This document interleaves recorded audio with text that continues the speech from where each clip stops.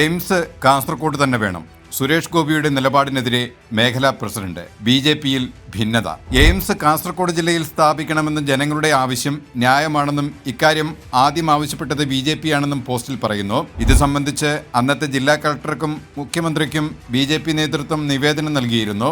AIIMS സ്ഥാപിക്കാനുള്ള സാധ്യതാ പട്ടികയിൽ കാസർഗോഡ് ജില്ലയെ പരിഗണിക്കണമെന്ന് സർവകക്ഷി പ്രതിനിധി സംഘം മുഖ്യമന്ത്രിയെ കണ്ട് ആവശ്യപ്പെടുകയും ചെയ്തിരുന്നുവെന്ന് പോസ്റ്റിൽ പറയുന്നു.